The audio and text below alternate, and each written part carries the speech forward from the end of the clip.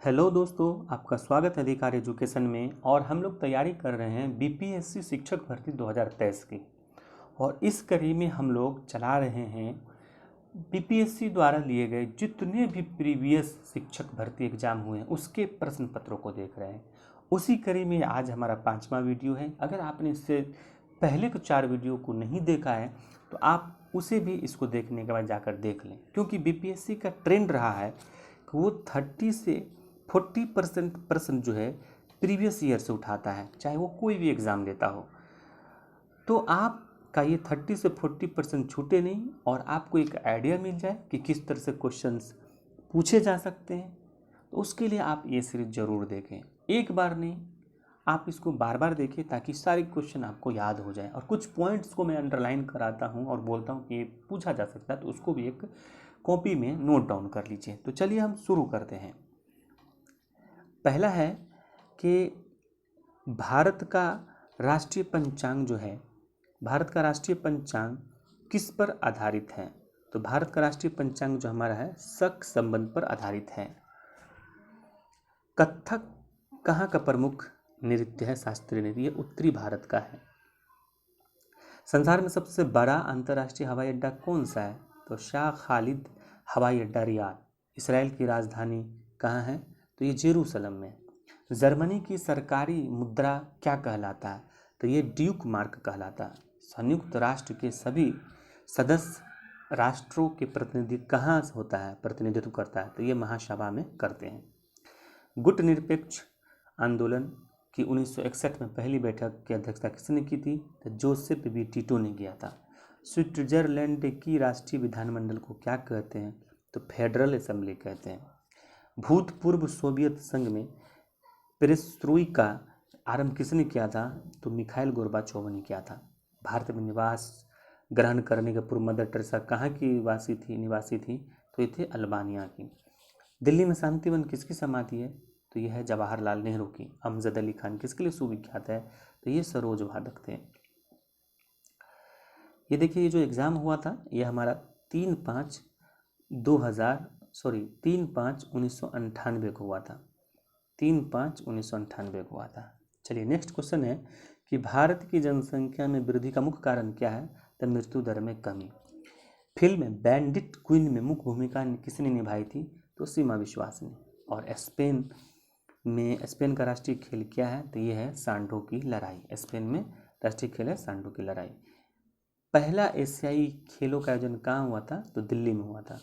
Asia drama के लेखक कौन है? गुरनार मेडल, इसको आप नोट कर लें।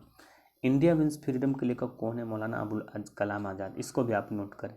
हर्षचरित के लेखक बाण भट्ट हैं। शाहनामा के लेखक फिरदौसी हैं। और चीनी यात्री ने भारत में भ्रमण कब किया? तो चंद्रगुप्त द्वितीय के समय में। और गुरु नानक का जन्म हुआ था 1469 में। स्वराज पार्टी के संस्थापक कौन थे? तो मोतीलाल नेहरू थे। भारतीय राष्ट्रवादियों ने साइमन आयोग का बहिष्कार क्यों किया था? क्योंकि इसमें कोई भी भारतीय सदस्य नहीं थे।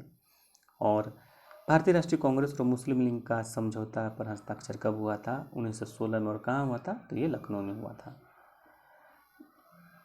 नेक्स्ट हम देखते हैं कि खिलाफत आंदोलन का आरंभ किस लिए हुआ था?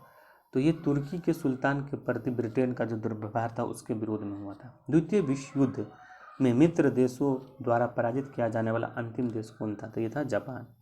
और अल्जीरिया स्वतंत्र हुआ था 1962 में। बिहार को बंगाल से अलग किया गया था 1912 में, सभी लोग जानते हैं। और बिहार नालंदा महाविहार का निर्माण गुप्तों ने करवाया था, सभी जानते हैं। और भारत के उपराष्ट्रपति का चुनाव कौन करता था? संसद के दोनों सदनों के सदस्यगण। युद्ध का बाह्य आक्रमण के कारण की गई आपातकाल की घोषणा को संसद द्वारा कितने दिनों में अनुमोदन करना जरूरी था? 1 महीना में। इसको भी अब लेके लेंगे। और भारतीय सशस्त्र सेना का सर्वोच्च अधिकारी कौन होता है? तो ये राष्ट्रपति होता है। कोई विधेयक धन विधेयक है या नहीं, इसका निर्णय कौन करता है? तो लोकसभा अध्यक्ष करता है। इसको भी आप राइट डाउन करेंगे। चीनी का मुख्य उत्पादक देश कौन है? अपना प्यारा देश भारत है। सोने का सर्वाधिक उत्पादन करने वाला देश दक्षिण अफ्रीका है। शून्य आधार बजट पर सबसे पहले कहाँ शुरू हुआ? तो ये यूएसए में हुआ, संयुक्त राज्य अमेरिका में हुआ। भारत में विदेशी मुद्रा का क्रय विक्रय को नियंत्रित कौन करता है? तो भारत के रिजर्व बैंक। और संसार में कि चाय का मुख्य उत्पादक कौन है, तो अपना प्यारा देश भारत है। और भाखड़ा नांगल बांध किस नदी पे है, तो ये सतलज नदी पे है। और जब कोई ठोस वस्तु पिघलता है तो क्या होता है, तो उसमें जो है उष्मा का अवशोषण करता है। मरमा गोवा पतन कहाँ है, तो गोवा में है। सड़क की रोशनी में परावर्तक दर्पण किसके लिए लगे होते हैं, अवतल दर्पण। वात भट्टी से प्राप्त लोहा क्या कहलाता है, ढलवा लोहा कहलाता है। और पौधे का जनन अंग या जनन अवयव कौन सा होता है, पुष्प होता है, इसको भी आप लिखेंगे। बेरी बेरी विटामिन B1 की कमी से होता है। किसी चुंबक का चुंबकत्व किस प्रकार दूर किया जाता है, उसे हथौड़े से पीट कर। और सर्वाधिक प्रोटीन किस में होता है, सोयाबीन में होता है। मृदा अपरदन को आप कैसे रोकेंगे, तो इसको वनारोपण के द्वारा रोक सकते हैं। एस्पिरिन क्या है, ये एक प्रतिज्वरीय है। दूध उदाहरण है, पायस का उदाहरण है।